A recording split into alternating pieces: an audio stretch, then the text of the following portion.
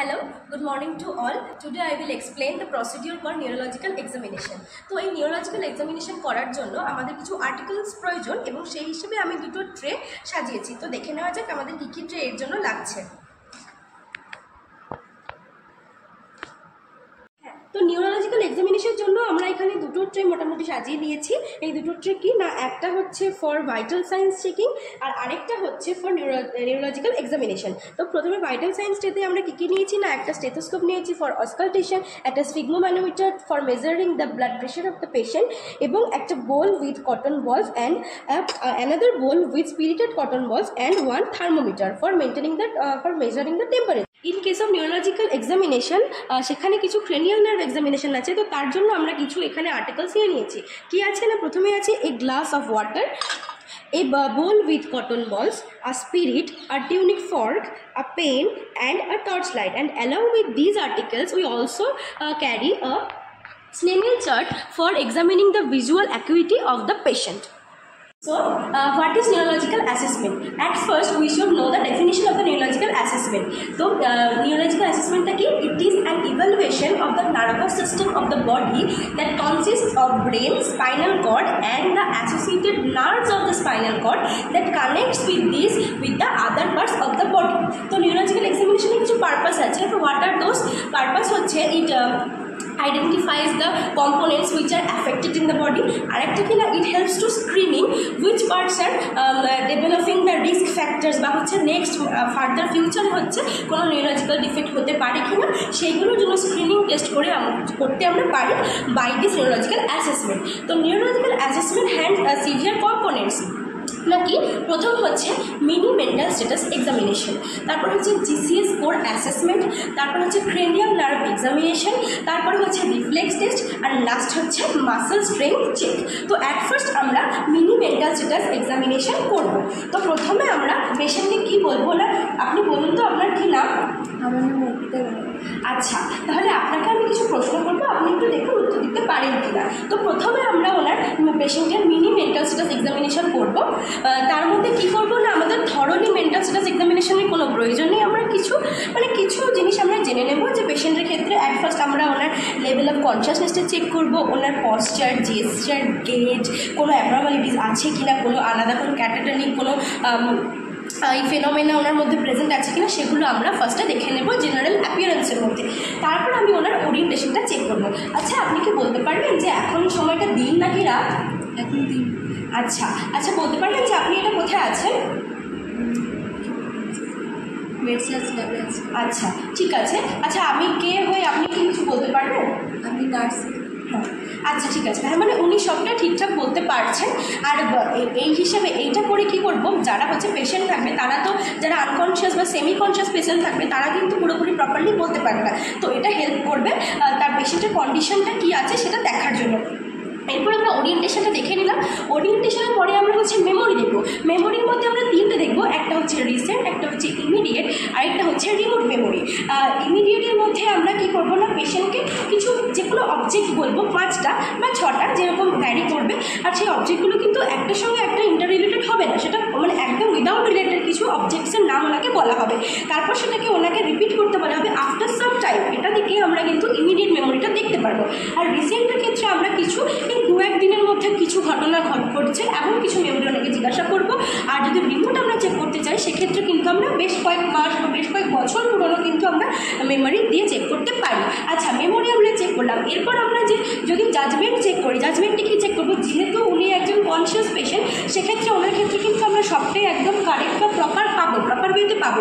তাই জন্য আর যদি কিছু জাজমেন্ট চেক করি, আমরা জানি যে জাজমেন্টে আমরা 3টে চেক করি, একটা হচ্ছে সোশ্যাল, একটা হচ্ছে পার্সোনাল, একটা হচ্ছে কিছু টেস্ট করি। যেমন ধরে নিন আমি উদাহরণ দিচ্ছি। আচ্ছা, ধরে নিন আপনার আঙুলটা এখানে কেটে গেছে, তাহলে আপনি কি করবেন? ফার্স্টে জল দিয়ে ধরবো, তারপর ওষুধ লাগাবো। আচ্ছা, ঠিক আছে, তাহলে উনি এটা ঠিক বলেছেন, মানে অ্যাপ্রোপ্রিয়েট ওনার জাজমেন্ট পাওয়ারটা। আর এবার সোশ্যালি আমি কিছু জিজ্ঞাসা করবো। যেমন ধরে নিন আপনি বাড়ি থেকে বেরোলেন, আপনি দেখছেন যে আপনার সামনে দিয়ে কোনো একটা অ্যাক্সিডেন্ট হয়েছে বা একটা বাচ্চা কোনো অ্যাক্সিডেন্ট হয়েছে বা পড়ে আছে রাস্তা, তাহলে আপনি কী করবেন? প্রথমে লোকজনকে রাখবো, তারপর ওই বাচ্চাটার কী কী ম্যানেজমেন্ট করা যায় সেগুলো আমি করবো। একদম ঠিক।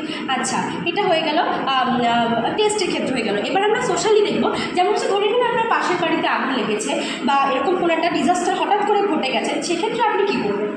যদি আগুন লেগে যায় তাহলে অনেক লোক রাখবো এবং যাতে জল দিয়ে নেভানো যায় সেই চেষ্টা করবো। একদম, তার মানে ওনার জাজমেন্টটা কিন্তু ইনট্যাক্ট। তো এইভাবে মেমোরি, ওরিয়েন্টেশন, জাজমেন্ট পাওয়ার, এছাড়া আরও অনেক যেমন ইন্টেলিজেন্স, থট, পারসেপশন, এগুলো দিয়ে কিন্তু আমরা মিনি মেন্টাল স্টেটাস এক্সামিনেশনটা কমপ্লিট করতে পারি। The second step is GCS score assessment. GCS stands for Glasgow Coma Scale. So what is GCS scale? It is a quick, standardized and practical scale to evaluate the level of consciousness of the patient. ঠিক আছে, it has 3 areas. কী কী না, 1 হচ্ছে আইজ opening area, next হচ্ছে verbal area, 3 হচ্ছে motor response. আইজ response, verbal response আর motor response. তো at first আমরা দেখবো হচ্ছে আইজ রেসপন্স বা আইজ ওপেনিং। আইজ ওপেনিংয়ে কী করবো, প্রথম হচ্ছে এর হাইয়েস্ট স্কোর হচ্ছে 4 বা 4। আমরা যখন আর কি পেশেন্টের কাছে যাব, তাকে যখন আমরা বেডসাইড অ্যাপ্রোচ করবো, মানে নর্মালি কী হবে, আমরা পেশেন্টের কাছে গেলেই পেশেন্ট হচ্ছে আমাদের দিকে তাকিয়ে দেখবে বা ওর হচ্ছে আইজ অলরেডি ওপেন হয়ে যাবে। গিয়ে আমরা যদি পেশেন্টের যদি সে যদি নর্মাল থাকে বা উনি যদি কনসিয়াস থাকে, সেক্ষেত্রে আমরা যদি বেডসাইড ওনাকে অ্যাপ্রোচ করি তো ওনার আইজ অটোমেটিক ওপেন হবে বা উনি হচ্ছে রেসপন্স করবেন। সেক্ষেত্রে আমরা কিন্তু পেশেন্টকে 4 দেবো। তারপর কিন্তু যদি পেশেন্টকে আমরা কমেন্ট করি বা পেশেন্টকে ডাকবো যে মিস গড়াই বা মিস দাস বলে যদি আমরা পেশেন্টকে অ্যাপ্রোচ করি বা তখন যদি উনি সাড়া দেন বা তাকান আমার দিকে, সেক্ষেত্রে আমি কিন্তু ওনাকে 3 স্কোর দেবো। আর তারপর যদি তাতেও যদি উনি সাড়া না দেন, ওনাকে আমরা কিছু স্টিমুলাস প্রয়োগ করবো। কোথায় না, সেটা নেল বেডে করতে পারি স্টিমুলাস, বা হচ্ছে কোনো পেরি অরবিটাল এরিয়াতে আমরা কিছু পেন স্টিমুলাস দিতে পারি। সেক্ষেত্রে উনি যদি রেসপন্স করেন তখন কিন্তু সেক্ষেত্রে আমরা ওনাকে 2 দেবো। আর যদি এই স্টিমুলাসগুলো দেওয়ার পরেও যদি উনি কিছুতে না রেসপন্স করেন, সেক্ষেত্রে কিন্তু আমি ওনাকে 1 দেবো স্কোর হিসেবে। আর যদি আনটেস্টেবল হয় সেক্ষেত্রে আমরা ইউ দেবো। তো এটা গেল হচ্ছে আইজ ওপেনিং। এবার নেক্সট হচ্ছে ভার্বাল রেসপন্স। ভার্বাল রেসপন্সে কী দেবো, ভার্বাল রেসপন্সে হচ্ছে হাইয়েস্ট স্কোর হলো গিয়ে 5। সেক্ষেত্রে আমরা পেশেন্টকে আর কি জিজ্ঞাসা করবো, মানে ওনার ওরিয়েন্টেশনটা আমরা আগেই চেক করে নিয়েছি। তো ওরিয়েন্টেশনটাতে আমরা দেখবো যে উনি 3খানা প্লেস, টাইম অ্যান্ড পার্সনটা ঠিকঠাকভাবে বলতে পারছেন কিনা বা প্রপার ওয়েতে কারেক্টলি উনি বলতে পারছেন কিনা। যদি 3টেই উনি কারেক্ট বলতে পারেন তাহলে কিন্তু আমরা ওনার স্কোর হচ্ছে 5 দেবো। কিন্তু যদি উনি একটু কনফিউজিং থাকেন বা একটা নিয়ে কনফিউজিং বা দুটো ঠিক বলছেন, সেক্ষেত্রে কিন্তু আমরা ওনাকে 4 দেবো, উনি কনফিউজিং যেহেতু। আর যদি উনি কোনো অ্যাপ্রোপ্রিয়েট আর ইনঅ্যাপ্রোপ্রিয়েট আর ডিসঅর্গানাইজড ওয়ার্ডস বলেন, কথাগুলো বলছেন কিন্তু সেটা ইনঅ্যাপ্রোপ্রিয়েট আর ডিসঅর্গানাইজড, সেক্ষেত্রে কিন্তু আমি ওনাকে 3 দেবো। আর যদি দেখা যায় যে উনি কোনো ওয়ার্ডই বলতে পারছেন না, ওনার কোনো মোনিং সাউন্ড হচ্ছে বা ওনার কোনো ওই ধরনের কোনো সাউন্ড উনি ক্রিয়েট করছেন, বলার চেষ্টা করছেন বাট বলতে পারছে না, সেক্ষেত্রে কিন্তু আমি ওনাকে 2 দেবো। আর যদি ওনার কোনো রকম রেসপন্স না থাকে with any kind of stimulus, মানে ওনাকে যদি কোনো পেনফুল স্টিমুলাস দিচ্ছি তারপরেও উনি কোনো রেসপন্স করছেন না, ইভেন উনি কোনো সাউন্ডও প্রডিউস করতে পারছে না, সেক্ষেত্রে কিন্তু আমি ওনাকে 1 দেবো। এটা গেল হচ্ছে ভার্বাল রেসপন্স। আমরা নেক্সট যাবো হচ্ছে মোটর রেসপন্সে। মোটর রেসপন্সটা কি, আমরা দেখবো যে ওনার মোটর অ্যাক্টিভিটিসের লেভেলটা কত দূর। তো এই রেসপন্সে আমরা হাইয়েস্ট স্কোর হচ্ছে মোটরের 6। তো উনি যদি, আমি ওনাকে বললাম যে আপনি একটু আপনার হাতটা তুলুন, এবার উনি যদি নর্মালি যদি উনি নিজের থেকে হাতটা আর্মটা তো তুলতে পারেন, সেক্ষেত্রে কিন্তু আমি ওনাকে 6 পয়েন্ট দেবো, একদম হাইয়েস্ট গ্রেডে। এবার দেখা যাচ্ছে যে ওনাকে আমি বলছি যে আপনি আপনার হাতটা তুলুন বা আঙুলগুলো নাড়ান, উনি পারছেন না, তখন কিন্তু কি হবে যে না, আমাদের আবার আমরা স্টিমুলাস প্রয়োগ করব।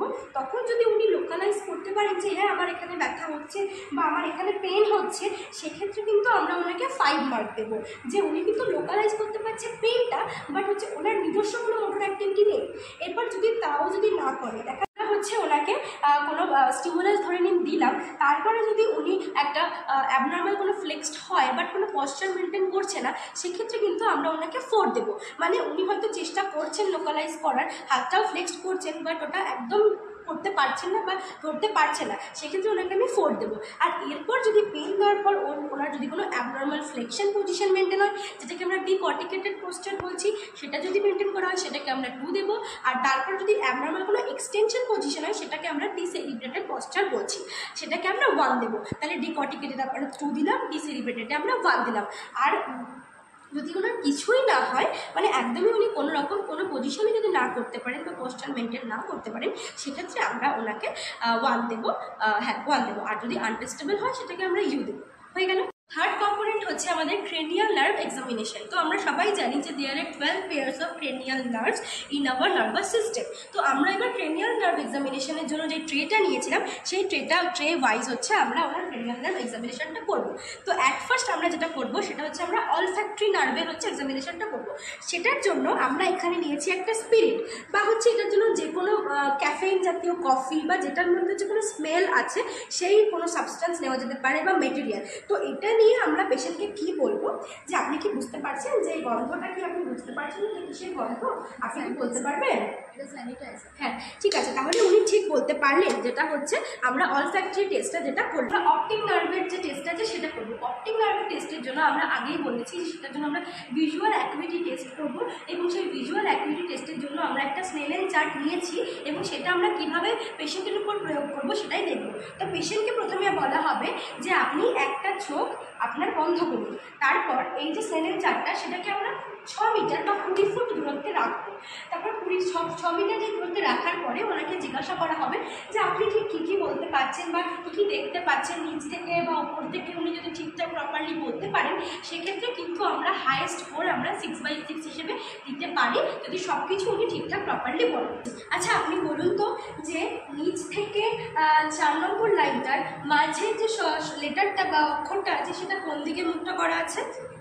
আচ্ছা তাহলে উনি বললেন হচ্ছে নিচের দিকে, তাহলে উনি এটা ঠিকঠাক বলতে পেরেছেন। এমন করেই আমরা আরও কিছু প্রশ্নের মাধ্যমে হচ্ছে পেশেন্টের ভিজুয়াল অ্যাকুইটিটা দেখতে পারবো বা জানতে পারবো।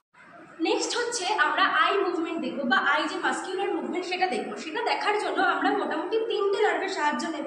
একটা হচ্ছে অকিউলোমোটর, একটা হচ্ছে ট্রক্লিয়ার, একটা হচ্ছে অ্যাডভোসেন্স। তো এটার জন্য আমরা কি দেখবো না পেশেন্টের গেজটাকে চেক করবো যে ওনার ঠিকঠাক গেজিং পাওয়ারটা আছে কিনা। তার জন্য আমরা এখানে একটা সাবস্টেন্স নিয়েছি, সেটা হিসেবে একটা পেন নিয়েছি। তো আমি ওনাকে বলবো যে এই পেনটা রাখবো, আপনি আপনার একটা চোখ বন্ধ করুন, একটা চোখ আপনি বন্ধ করুন এবং এই পেনটা আমি যেদিকে সরাবো সেই দিকে আপনি আপনার আইবলটাকে মুভমেন্ট করার চেষ্টা করুন। এই মাধ্যমে হচ্ছে আমরা দেখে নেব যে পেশেন্টের গেজ বা মাস্কিউলার যে মুভমেন্টটা সেটা ঠিকঠাক আছে কিনা। এর মাধ্যমে আমরা চেক করে নেব পেশেন্টের। আই রিফ্লেক্স টেস্ট করার জন্য প্রথমত আমাদের একটা অন্ধকার ঘর হলে ভালো হয়। সেক্ষেত্রে হচ্ছে কি না পেশেন্টের আই বলটা ওটার সঙ্গে হ্যাবিচুয়েটেড থাকবে না। তো তারপর হঠাৎ করে আমরা একটা ওনার চোখের মধ্যে একটা আলো দেবো বা লাইট প্রোভাইড করবো। তার জন্য আমরা এখানে একটা টর্চ লাইট দিয়েছি বা এটাকে যে কোনো পিন লাইট নিলেও হবে। কী করতে হবে যেন হঠাৎ করে অন্ধকার ঘরে ওনার সাইড থেকে এইভাবে মানে আলোটা ঠিক এইভাবে ঝটকায় দিয়ে সরিয়ে নিতে হবে। সেক্ষেত্রে আমরা কি দেখতে পাবো না দেখতে পাবো হচ্ছে ওনার পিউপিলটা ডাইলেক্ট করছে কিনা, সেটা আমরা টেস্ট করবো হচ্ছে এই টেস্টটার মাধ্যমে, রিফ্লেক্স টেস্টটার মাধ্যমে। নার্ভটা যেটা আমরা দেখবো সেটা হচ্ছে ট্রাইজেমিনাল নার্ভ। তো ট্রাইজেমিনাল নার্ভ আমরা জানি যে এটার হচ্ছে দুটো এফেক্ট আছে, একটা হচ্ছে সেন্সারি, একটা হচ্ছে মোটর এফেক্ট। তো সেন্সারি এফেক্টটা দেখার জন্য আমরা এখানে এই বোল অফ কটন বল নিয়েছি। তো এটা দিয়ে আমরা কি করবো যে না ওনার ফেসে টাচ করা মানে টাচের সেন্সেশনের মাধ্যমে আপনি কি বুঝতে পারছেন যে আপনার মুখে কিছু আছে কিনা বা আপনি কি এই যে আমরা স্পর্শ করছি সেটা কি আপনি ফিল করতে পারছেন। উনি যদি ফিল করতে পারেন তাহলে বলবো যে ওনার সেন্সারি যে পার্টটা আছে সেটা হচ্ছে অ্যাক্টিভ। এবং মোটর অ্যাক্টিভিটি দেখানোর জন্য আমি ওনাকে বলবো আচ্ছা আপনি আপনার দাঁতটা একটু শক্ত করে দেখান তো। হ্যাঁ উনি যেহেতু ওনার দাঁতটাকে শক্ত করতে পারছেন তার মানে হচ্ছে ওনার মোটর অ্যাক্টিভিটিটাও কিন্তু প্রপার ওয়েতে আছে। হচ্ছে ফেশিয়াল নার্ভ। তো ফেশিয়াল নার্ভের আমরা এফেক্ট দেখার জন্য পেশেন্টকে একটু হাসতে বলবো। আচ্ছা আপনি একটু হাসুন তো। আচ্ছা উনি যেহেতু হাসতে পারছেন তাহলে ওনার ফেশিয়াল নার্ভটা ঠিকঠাক আছে। এছাড়াও কি আমরা করতে পারি না ওনাকে আপনি আপনার ভুরুগুলো একটু তুলে দেখান উপর দিকে, একটু উপর দিকে তোলার চেষ্টা করুন। হ্যাঁ উনি কিন্তু তুলতে পারছেন, তার মানে ওনার ফেশিয়াল নার্ভটা ঠিকঠাক কাজ করে। ভেস্টিবিউলো-কক্লিয়ার বা অডিটরি নার্ভ, এই অডিটরি নার্ভের জন্য আমরা পেশেন্টের হিয়ারিং এবিলিটিটাকে চেক করব এবং এটা আমরা দুটো টেস্টের মাধ্যমে করতে পারি, একটা হচ্ছে ওয়েবার টেস্ট, একটা হচ্ছে রিনি টেস্ট। আর ওয়েবার টেস্টে শুধুমাত্র আমরা বনি কন্ডাকশনটা দেখবো আর রিনি টেস্ট যেটা সেটা হচ্ছে বোথ এয়ার অ্যান্ড বনি কন্ডাকশন দুটোই দেখবো। তার জন্য কি করব না আমরা তার জন্য যে টিউনিক ফর্কটা নিয়েছি তাতে আমরা প্রথমে হচ্ছে একটা ভাইব্রেট করানোর চেষ্টা করব। সেটা আমরা এই যে বনি কন্ডাকশনে যেটা রাখছি সেটা হচ্ছে তোমার ওয়েবার টেস্ট হিসেবে দেখাবো। ওয়েবার টেস্টের জন্য আপনি কি কিছু বুঝতে পারছেন বা আপনার মধ্যে কোনো ভাইব্রেশন মতন আপনি বুঝতে পারছেন হচ্ছে। উনি যদি ফিল করতে পারে বা কিছু শুনতে পান সেক্ষেত্রে কিন্তু ওনার এবার টেস্টটা করা হলো এবং অডিটরি যে ব্যাপারটা সেটা হিয়ারিং এবিলিটিটা ঠিকঠাক আছে। এছাড়া ব্রেনি টেস্টের জন্য আমরা আরেকবার হচ্ছে কিছু ভাইব্রেট করবো, তারপরে ওনার এই এয়ার কন্ডিশনে মানে কি হচ্ছে, এয়ার কন্ডাকশনে আমরা ওনার কানের থেকে এই 2 থেকে 3 সেন্টিমিটার দূরে হচ্ছে রাখবো, এটা দিয়ে এয়ার কন্ডাকশন দেখার জন্য। আচ্ছা আপনি কি শুনতে পাচ্ছেন? তাহলে সেটা উনি শুনতে পাচ্ছেন। আর বনি কন্ডাকশন দেখার জন্য হচ্ছে আবার ওনার এই কানের পিছনে যে বোনটা আছে সেই বোনে রেখে আপনি কি কিছু ফিল করতে পারছেন, তো ওনাকে জিজ্ঞাসা করবো যে উনি ঠিকঠাক করে করতে পারছেন কিনা। এটা হচ্ছে ভেস্টিবিউলো ককলিয়ারের কাজ। নেক্সট হচ্ছে গ্লসোফ্যারিঞ্জিয়াল নার্ভ। গ্লসোফ্যারিঞ্জিয়াল নার্ভটা দেখার জন্য আমরা কি করব না, আমরা এখানে এই গ্লাস অফ ওয়াটার নিয়েছি, সেক্ষেত্রে আমি পেশেন্টকে বলবো যে আপনি এই জলটাকে খেয়ে দেখান। তো উনি এই জলটা নিশ্চয়ই খেতে পারবেন, উনি যদি মানে কনসিয়াস থাকেন বা ওনার যদি গ্লসোফ্যারিঞ্জিয়াল যে নার্ভটা আছে সেটা যদি ইনট্যাক্ট থাকে। নেক্সট হচ্ছে ভেগাস নার্ভ। ভেগাস নার্ভের আমরা অ্যাক্টিভিটি চেক করার জন্য পেশেন্টকে ইনস্ট্রাক্ট করবো কিছু বলার জন্য। আচ্ছা আপনি আপনার নামটা বলুন, আপনি আপনার নামটা আরেকবার বলে দেখান তো। আমার নাম অর্পিতা করেন। আচ্ছা উনি তাহলে ঠিকঠাক করে কথা বলতে পারছেন, তো সেক্ষেত্রে হচ্ছে ওনার ভেগাস নার্ভটা ঠিকঠাক আছে। স্পাইনাল অ্যাক্সেসরি নার্ভের কার্যক্রম বা অ্যাক্টিভিটি দেখার জন্য আমরা কি করবো না, পেশেন্টকে একটা মিনিমাম একটা রেজিস্ট্যান্স প্রোভাইড করবো এবং পেশেন্টকে ইনস্ট্রাক্ট করবো যাতে উনি সেই রেজিস্ট্যান্সের এগেনস্টে যাতে গ্র্যাভিটি প্রকাশ করে উনি সেটা শোল্ডারটা তুলতে পারেন। আচ্ছা আপনি আপনার কাজটা একটু তুলে দেখান। উনি কিন্তু মডারেট প্রেশারে কিন্তু এগেনস্টে ওনার কাজটাকে রাইজ করতে পারছেন, সেক্ষেত্রে কিন্তু ওনার যে স্পাইনাল অ্যাক্সেসরি নার্ভটা সেটা কিন্তু প্রপারলি কাজ করছে। নেক্সট হচ্ছে হাইপোগ্লসাল। হাইপোগ্লসালের ক্ষেত্রে আমরা পেশেন্টকে ইনস্ট্রাক্ট করবো যে আপনি আপনার জিভটা একটু নাড়িয়ে দেখান বা জিভটা একটু একদিক থেকে আরেক দিকে নিয়ে গিয়ে দেখান। হ্যাঁ, বা জিভটা আরেকবার বড় করে বার করুন। এক্ষেত্রে কিন্তু আমরা পেশেন্টের হাইপোগ্লসাল নার্ভের যে অ্যাক্টিভিটি সেটা কিন্তু চেক করতে পারলাম। Next component of neurological examination is reflex test. এই রিফ্লেক্স টেস্টের জন্য আমাদের একটা হ্যামার প্রয়োজন, সেই হ্যামার দিয়ে আমরা কিছু জার্ক বা হচ্ছে রিফ্লেক্স আমরা টেস্ট করবো। তার মধ্যে কি, তার মধ্যে একটা হচ্ছে নি জার্ক, একটা হচ্ছে অ্যাঙ্কেল জার্ক, আর হচ্ছে ট্রাইসেপস জার্ক, আর হচ্ছে বাইসেপস জার্ক, আর হচ্ছে একটা সুপিনেশন রিফ্লেক্স। এই রিফ্লেক্সগুলো আমরা টেস্ট করবো হচ্ছে হ্যামার দিয়ে। হ্যামার দিয়ে আমরা এই রিফ্লেক্সগুলো টেস্ট করতে পারি। মানে যদি আমরা হ্যামার দিয়ে দেখা যাচ্ছে কোথাও যদি হঠাৎ করে আমরা জার্ক অফ করি, সেক্ষেত্রে কিন্তু আমরা কি হবে না হচ্ছে ওনার কিন্তু একটা ফিল হবে বা হঠাৎ করে একটা চমকে ওঠার মতন একটা ব্যাপার হবে। Step of neurological examination is muscle strength check. এটার জন্য আমরা কী করবো না, পেশেন্টকে ইনস্ট্রাক্ট করবো যে আপনি আপনার হাতটা একটু তুলে দেখান। উনি যদি একটুও নাড়তে না পারেন বা তুলতে না পারেন, সেক্ষেত্রে আমরা ওনাকে গ্রেড 0 দেবো। কিন্তু যদি একটু যদি আঙুল নাড়তে পারেন বা ফ্লিকারিং অফ ফিঙ্গার্স যদি করতে পারেন, সেক্ষেত্রে আমরা ওনাকে 1 দেবো। আর যদি একটু উনি গ্র্যাভিটির এগেনস্টে খানিকটা তুলতে পারেন, সেক্ষেত্রে ওনাকে 2 দেবো। আর যদি পুরোপুরি রেঞ্জ অফ মোশন যদি একদম পুরোপুরি তুলে ফেলেন, সেক্ষেত্রে আমরা ওনাকে 3 দেবো। আর যদি ধরে নিন আমরা ওনাকে একটু মডারেট প্রেশার দিচ্ছি বা রেজিস্ট্যান্স দিচ্ছি, তারপরে যদি উনি তুলে দেন, তখন সেটাকে আমরা 4 হিসেবে গণ্য করবো। আর যদি ম্যাক্সিমাম যদি আমরা প্রেশার দিই, মানে আরও যদি প্রেশারাইজ করা হয়, সেক্ষেত্রেও যদি উনি পুরোপুরি এটাকে আপনি করতে পারেন, সেক্ষেত্রে আমরা এটাকে 5 দেবো।